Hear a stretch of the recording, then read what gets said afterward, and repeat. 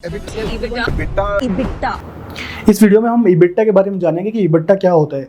आपने shark tank में या फिर कहीं भी आपके इन्वेस्टर्स के मुंह से आपने सुना होगा कि आपकी कंपनी का EBITDA क्या है। तो EBITDA का मतलब होता है earning before interest taxes depreciation and amortisation. मतलब आपका इंटरेस्ट टैक्सेस डेप्रिसिएशन और अमोर्टाइजेशन से पहले का जो प्रॉफिट हुआ है उसको हम EBITDA बोलते हैं, है ना। और बेसिकली ये जो आपका एक तरीके से ऑपरेशनल प्रॉफिट होता है। मतलब अगर आपकी कंपनी ने जो प्रॉफिट कमाया है, जो नेचुरल प्रॉफिट आपकी कंपनी का, दैट इज EBITDA। मतलब बिना इन ये खर्चे लेस किए जो प्रॉफिट आपका है, दैट इज EBITDA। तो बेसिकली देखते हैं कि EBITDA होता क्या है, इसको वन बाय वन करके डिस्कस करते हैं। सबसे पहले देखते हैं earning before interest taxes depreciation and amortisation. मतलब जो हमारी कमाई हुई है, जो हमारा प्रॉफिट हुआ है, वो इनसे पहले का होना चाहिए, वो हमारा EBITDA है। मतलब अगर हमने कहीं से लोन लिया हुआ है तो उसके ऊपर हम इंटरेस्ट पे कर रहे हैं, तो वो भी हमारा EBITDA का पार्ट है। तो वो भी हमारा बेसिकली यहाँ पे इससे पहले का हमने प्रॉफिट देखना है। अगर टैक्सेस हमने कोई पे किया है तो वो भी हमने देखने हैं।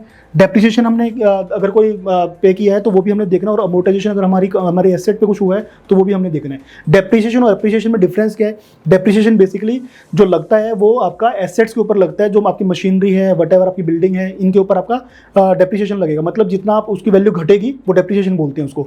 और अमोर्टाइजेशन का मतलब क्या होता है?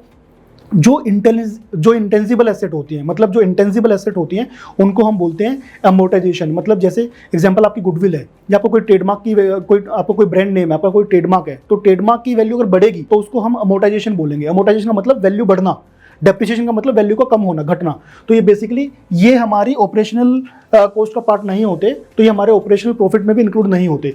तो एक्चुअल में नेचुरल प्रॉफिट हमारा क्या है, वो इन्वेस्टर देखना आपसे चाहता है, आपसे जानना चाहता है बेसिकली। तो EBITDA का निकालने का तरीका क्या होगा? मान लीजिए कि हमारी कंपनी का नेट प्रॉफिट है वो 100 करोड़ रुपीज़ है, 100 करोड़ रुपए की हमारी कमाई है ऑल इंक्लूसिव। मतलब इसमें हमने सारी चीज़ इंक्लूड कर रखी है। या इसको ऐसे समझ लीजिए कि हमारे प्रॉफिट एंड लॉस अकाउंट में नेट प्रॉफिट 100 करोड़ रुपए लिखा हुआ है।